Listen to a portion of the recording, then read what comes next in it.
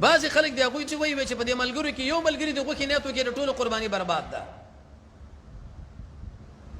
اول خو د هغه په نیت څه خبرېږي؟ دا خو بایومټریک ماشینونه نشي چې اوس نیتونه پې وګورو زړونه چې دا اوس چا نیت پاک دی چا غیر پاک دی. دا خو مسله د الله سره تعلق سره په زړه باندې خو هغه پوهېږي.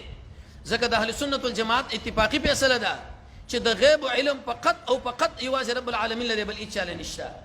انبیا علیهم الصلاة والسلام علم نه لري د غیبو، ملائکه علیهم الصلاة والسلام نه لري، شهدا نه لري، اولیاء نه لري. نو موږ له به څه پته ولګي چې دا اوس په غیب نیت کړی که نه دی کړی؟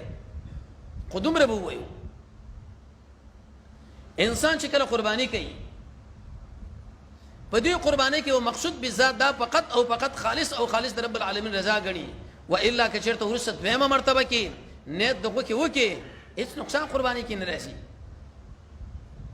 امامنا وسيدنا امام امیر المؤمنین فی الحديث امام بخاری رحمه الله هغه په دې باندې باب ذکر کړی دی چې باب ثابت دی او بیان د اشته کې دی وکیلا خلک قرباني څه لپاره کوي؟ هم دې لپاره کوي چې وی خوري بیګاله. نو که چیرته یو کس دی اولا و بذات دقه نیت وکړي چې الله عز وجل استا امر دی زه ورته امتثال کوم، او دویم مرتبه کې دغه کې نیت وکړي بالکل قرباني جایز ده. د ځان دلایل باید د ځان مسائل خلک ونه وایي یره که یو ملګری به کې دغه کې نیت وکړي ارڅ برباد دي خاغه خو ځان له برباد کې دا منګه څه برباد کړی دي سره بچ کو نه دغه کې نیت هم پکې کولای شي. خلک دا قرباني په دې بنیاد باندې کوي چې بیګاله پکې غوښه وخوري گاونډیان له غوښه ورولېږي بل کارو کې بل او بل او بل، خو مقصود بذات رب العالمین رضا.